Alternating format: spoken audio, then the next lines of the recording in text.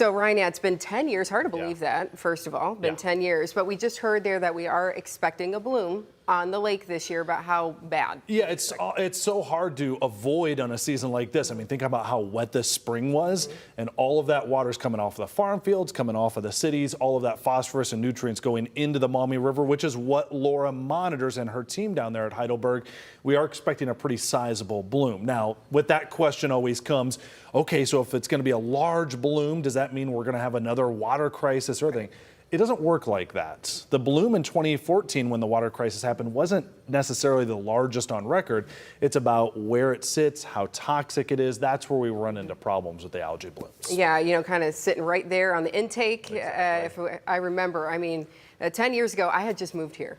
I had been here for 2 weeks. Can you believe it's been a decade? I can't. Yeah, I just moved here, been here 2 weeks, and this happens. And we had actually had plans to be out of the country that weekend to celebrate our anniversary. And so we left for the weekend, and so we were able to drink the water, you know, out of the country. But when we came back, it was still going on. Because it was, what, 3 days? It took 3 days because it started on a Saturday morning, then all through Sunday, and we were starting to get some positive signs on Sunday, like maybe we were going to get the all clear, but then we were extra cautious. I should say the city was extra cautious.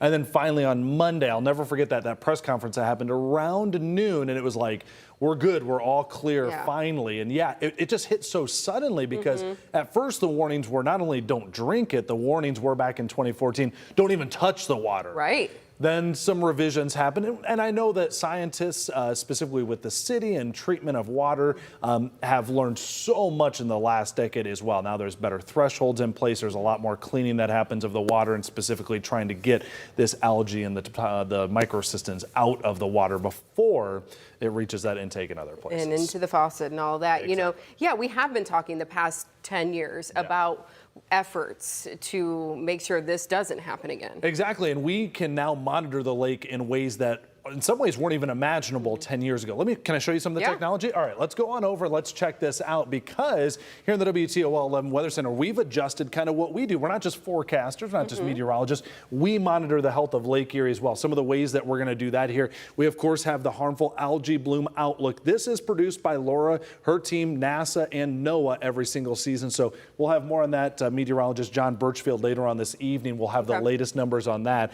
Down here, this is the actual number that she and her team puts together here. So this is the phosphorus load. So these are the nutrients, and basically the higher that the number goes, the worse that the algae bloom is likely to be, because this means there's more nutrients, there's more food essentially for the algae to kind of get on. So as you heard in the package, we're already past 2023 levels, and we're quickly approaching, there's 2014, 2019, 2017. So basically the more rain you get, the more snow melt you get, the higher that this number is going to go. Right, and spring was just so wet, so it's not surprising to see that we've already surpassed what was going on last year. Now, buoys is another thing. Is that what I'm looking at here? Yeah, this is buoys. So this is the water temperature from earlier today. It was 65 degrees. Actually, it ticked up for a while to 66 degrees. So it's on a record-setting pace how warm that Lake Erie is. So not only do you have the nutrients going into it, but you have basically bathtub water that's starting to be warmed up. And once you get over about 70 to 72 degrees, that algae can really start to bloom. And so we know we have the ingredients in place for a bloom to happen this year. The question is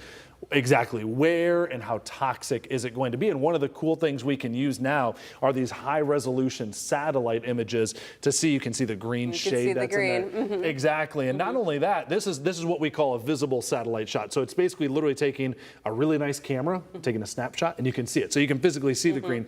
But there's other ways that satellites can detect where they're seeing extra nitrogen in the water, other chemicals or other toxins in the water as well now that didn't exist 10 years ago. So some of the first warning signs or a heads up to some of these water treatment plants are now being able to be given that were unimaginable a decade ago. So just some of the technology.